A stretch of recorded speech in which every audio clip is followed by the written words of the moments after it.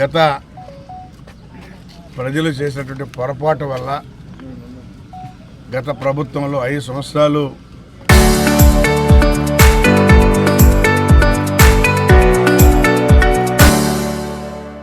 రాష్ట్రాన్ని నిర్వీర్యం చేసినటువంటి జగన్మోహన్ రెడ్డి అన్ని బ్యాంకుల్లో అప్పులు చేసి అభివృద్ధి అనేది ఎక్కడా కూడా లేకుండా, ఎక్కడ ఒక రోడ్డు వేసిన పాపాన్ని పోలేదు, ఒక తట్టడం మట్టేసిన పాపాన్ని కూడా పోలేదు.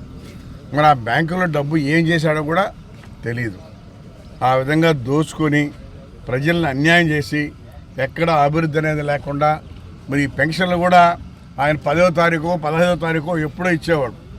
ఈరోజు ముఖ్యమంత్రి పేదవాళ్ళ దృష్టిలో పెట్టుకొని ఒకవేళ లీవ్ వస్తే 1వ తారీఖు ముందు రోజు ఇస్తూ ఉన్నాం. ఎందుకంటే పేదవాళ్ళు ఎదురు చూస్తూ ఉంటారు అనే కాన్సెప్ట్తో ఒక్కరోజు కూడా లీవ్ వస్తే ముందు రోజు ఇచ్చే కార్యక్రమాన్ని ఈరోజు చేస్తూ ఉన్నారు. అదేవిధంగా ఈ రాష్ట్రంలో ఏ రాష్ట్రంలో కూడా లేనటువంటి పెన్షన్లు మన రాష్ట్రంలో ఇస్తున్నాం. తమిళనాడులో రెవెన్యూ బ్రహ్మాండంగా ఉంది, ఆడిచ్చేది 1000 రూపాయలు. ఈ రాష్ట్రంలో 4000 నుంచి స్టార్ట్ అయ్యి 4000, 6000, 10,000, 15,000 ఈ విధంగా మన ముఖ్యమంత్రి పేదవాళ్ళు గుర్తించి మరి వాళ్ళు అందరూ కూడా చెప్తా ఉన్నారు దేవుడని.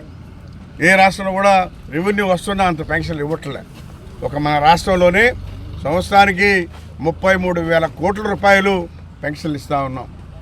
అదేవిధంగా అభివృద్ధిలో కూడా ఎక్కడ వెనకాడకుండా అన్ని రకాలుగా మరి అభివృద్ధి 2 కళ్ళుగా తీసుకొని ఒక పక్క డెవలప్మెంటు, ఒక పక్క ఈ పెన్షన్లు అన్ని రకాలుగా ఏది కూడా పోస్ట్పోన్ చేయకుండా డేట్ల ప్రకారం జరుగుతూ ఉన్నాయని చెప్పి తెలియజేస్తా ఉన్నాం.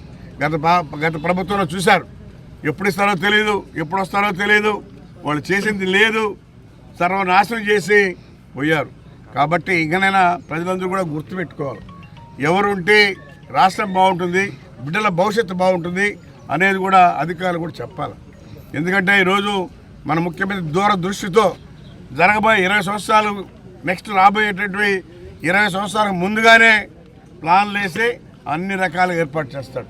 మీరు చూసారు హైదరాబాద్ ఒకప్పుడు ఎగతాళి చేశారు, అదంతా చెట్లు పుట్లు ఈయనకి పిచ్చి పెట్టిందా అని. ఈరోజు ఆ హైదరాబాదు ఒక సింగపూర్ లాగా తయారైంది.